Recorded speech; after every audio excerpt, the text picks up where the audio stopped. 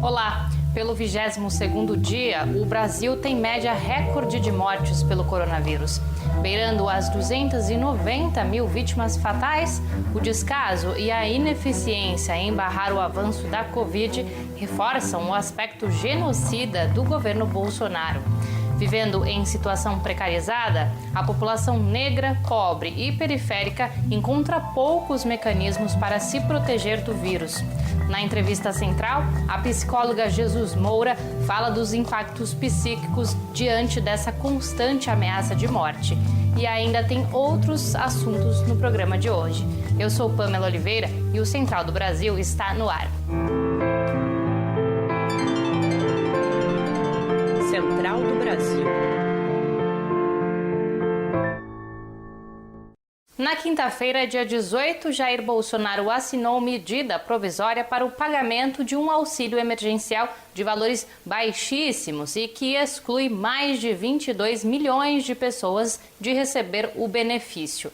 Com 27 milhões vivendo na extrema pobreza, segundo a FGV, as ações solidárias continuam cruciais para a sobrevivência da população mais pobre. Vamos para a reportagem de Afonso Bezerra. Trilhos do Brasil.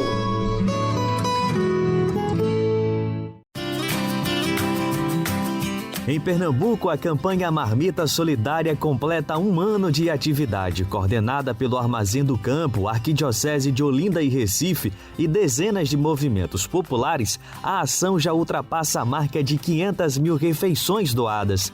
Os voluntários têm levado produtos colhidos em assentamentos da reforma agrária para as famílias da região metropolitana do Recife, em situação de rua e extrema pobreza. Ramos Figueiredo, da campanha Mãos Solidárias, convida a população a reforçar as doações neste momento grave da pandemia. Nesse momento, o programa precisa ter mais fôlego para atuar, para ampliar sua ação. E para que isso aconteça, é preciso que a população colabore com o programa. Em Manaus, a campanha Eu Amo Meu Próximo tem se destacado por ajudar crianças órfãos de pais vítimas da Covid-19. Eles recebem doações de comida, leite, fraldas, itens de higiene pessoal e levam para bebês e crianças de até 6 anos de idade. Glauci Galúcio, da coordenação da campanha, comenta a importância do amparo às crianças durante a pandemia. A situação é muito delicada, é muito mais grave do que nós imaginamos. Então, se nesse momento nós nos unirmos e doar o que essas crianças estão precisando, com certeza eles vão conseguir sobreviver. A Coalizão Negra, em parceria com dezenas de organizações e movimentos, está articulando a campanha Se Tem Gente com Fome, Dá de Comer, para arrecadar fundos que serão destinados a ações emergenciais contra a fome, miséria e violência durante a pandemia. Para saber mais, acesse temgentecomfome.com.br.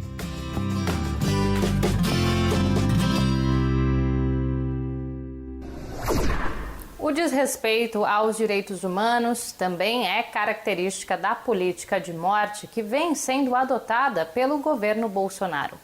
No sistema prisional e nas unidades de regime socioeducativo, os casos de coronavírus subiram 190% somente este ano, segundo o Conselho Nacional de Justiça. Devido ao encarceramento em massa da população negra, essas pessoas também se tornam as maiores vítimas do coronavírus dentro das penitenciárias. Naya Tawane nos conta mais. Nacional.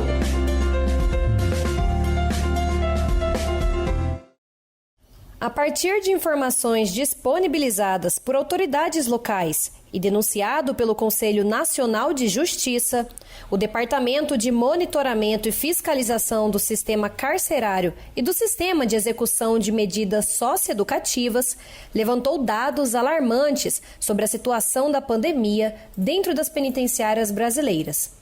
No total, são 308 óbitos entre servidores e pessoas em privação de liberdade desde a chegada do vírus no país. A advogada e articuladora da Frente Nacional pelo Desencarceramento, Nana Oliveira, denuncia a realidade da maioria das prisões brasileiras. Essa superlotação carcerária ela inviabiliza todos os outros cuidados necessários para o enfrentamento ao Covid-19. As equipes de saúde das unidades são insuficientes, né? A distribuição de recursos é insuficiente, a restrição do acesso à água, né, é constante no sistema prisional.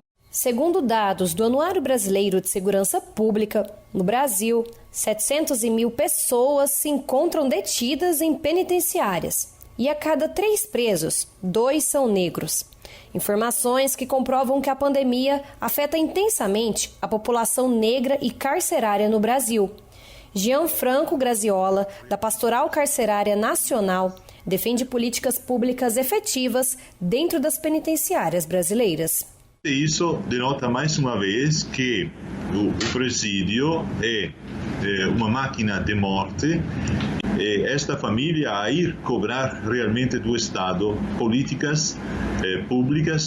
Ainda de acordo com a CNJ, houve um repasse estadual e federal de 85,7 milhões de reais de recursos para a adoção de medidas de higiene e limpeza do sistema prisional. Mesmo com pesquisas comprovando o aumento dos casos de violência doméstica durante a pandemia, no último ano, o Ministério de Damares Alves gastou cerca de metade do orçamento disponível para políticas de proteção às mulheres e de direitos humanos. Junto do agravamento da crise e do sofrimento, a maior permanência das pessoas dentro de casa impacta negativamente no cotidiano das mulheres, grandes sobrecarregadas pelo trabalho de cuidados. E com isso, a violência intrafamiliar também cresce. Jonatas Campos conversa sobre o assunto com a mestra em Psicologia Social pela Universidade Federal de Pernambuco, a psicóloga Jesus Moura. Entrevista Central. Conosco a psicóloga e mestra em psicologia Jesus Moura. Ela atua há 33 anos, é psicoterapeuta e integrante do espaço ILEPSI, de acolhimento e acompanhamento psicológico. 1 ano de pandemia no Brasil e no mundo. Doutor, esse movimento de prende e libera, esse movimento das restrições, como eles podem impactar na saúde psicológica das pessoas? As expectativas, os medos, né, as inseguranças, elas vão aparecendo imediatamente. Né? As mudanças constantes, contínuas, de abre e fecha, criam uma incerteza de quando isso vai terminar. E, consequentemente, o aumento do medo, né, de tudo que pode acontecer. Professora, e sobre os trabalhadores que sequer puderam se proteger, sequer puderam se isolar, porque estavam sempre na atividade, sempre trabalhando, atendendo outras pessoas. Qual é o impacto psicológico sobre essas pessoas? Esse impacto ele é contínuo desde o momento em que as pessoas não puderam, por exemplo, fazer esse isolamento e que elas têm que se submeter a um risco contínuo. Então, tem que sublimar, ou seja, tem que fazer de conta, de alguma forma, de que é capaz de superar para poder sobreviver, porque é uma linha tênue e muito difícil você decidir de que forma você vai morrer, ou com fome, algumas situações, ou pelo vírus. Então, não é uma decisão consciente, não é uma decisão que a pessoa tenha parado para pensar, mas a necessidade imediata de trabalhar, de ter sustento, sustentar a família e de matar a fome, pagar suas contas, é o que surge mais urgentemente. E aí as pessoas negam, né, essa tendência da negação por parte desse grupo é muito forte porque ela precisa sobreviver, ou seja, ela precisa sobreviver a parte mais imediata da sua vida. Eu vou citar dados da pesquisa Sem Parar de Trabalhar e a Vida das Mulheres. Essa pesquisa apontou que as mulheres reduziram as horas de trabalho ou até pararam de trabalhar para cuidar dos filhos e da família muito mais do que os homens. Como isso impacta na saúde psicológica das mulheres? Foi muito forte no primeiro momento dessa pandemia o impacto sobre as mulheres, porque elas tinham que manter uma rotina diária com os filhos, com tudo dentro de casa, e tudo muito exigente, elas não estavam preparadas para tantas exigências. E a consequência era muita tensão, muito sofrimento psíquico, de ter que manter tudo da mesma forma, sem poder ser da mesma forma.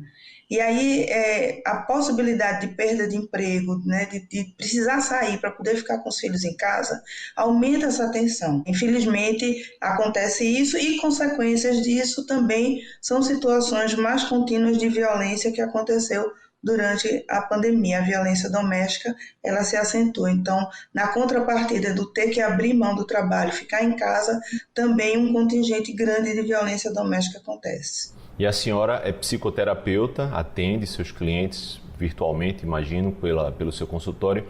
Quais as principais reclamações nesse 1 ano de pandemia que a senhora tem recebido? Nesse ano, a busca por acompanhamento psicológico foi muito intensa, aumentou, eu digo a vocês, em torno de 70%, né, da necessidade de acompanhamento psicológico. As pessoas chegam com uma estabilidade emocional muito grande. Então, essa pandemia ela atinge diretamente a saúde mental das pessoas.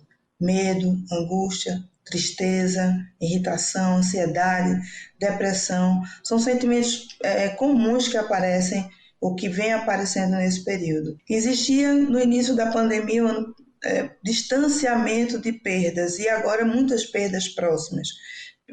A desesperança em relação ao fim, se esperava que agora fosse o fim não está perto de chegar. E a senhora atende pelo coletivo ILEPSI.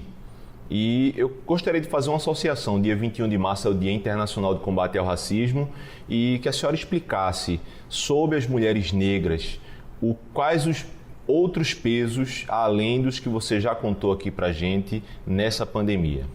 Temos um olhar específico e percebemos que nesse período as mulheres negras elas foram as que mais buscaram atendimento psicológico, né, dentre todo o coletivo, e o sofrimento que já existia da discriminação que recai sobre as mulheres, que naturalmente na sociedade elas estão na base da pirâmide dos acessos, dos direitos e tudo mais, então elas foram as mais atingidas naturalmente.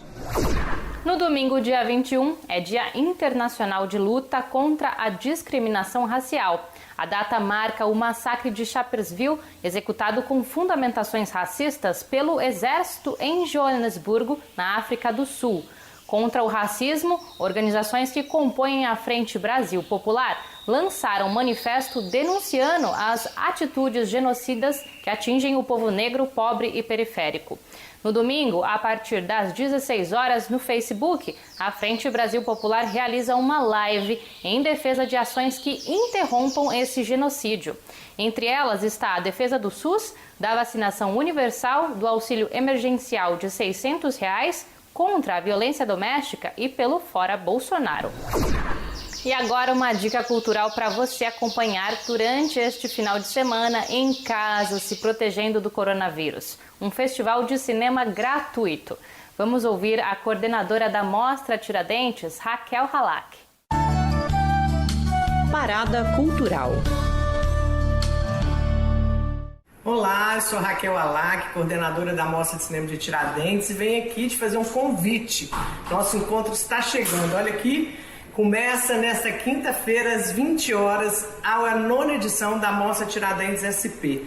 E nós temos esse encontro marcado do dia 18 ao dia 24 de março para assistir filmes premiados, mostras temáticas, pré-estreias, ao todo 24 filmes de 11 estados brasileiros. Se você não participou da 24ª Mostra Cinema Tiradentes, sua chance está aí de conhecer o cinema brasileiro agora. Esse que está sendo produzido, apresentado e que vai representar 2021 na nossa cinematografia. Além da programação de filmes, nós vamos estar promovendo 4 debates conceituais com foco na temática dessa edição, que é Vertentes da Criação, uma realização da Universo Produção e do Sesc São Paulo. Basta você acessar o nosso site, mostratiradentessp.com.br, e clicar na atração que você quer participar. Tudo de graça. Vem que eu tô te esperando. Anotou aí, né? Uma ótima opção para se distrair de forma gratuita e online. E não se esqueça, use máscara ao sair, e o isolamento social pode salvar a sua vida e de muitas outras pessoas. Um ótimo final de semana. A gente volta na segunda-feira.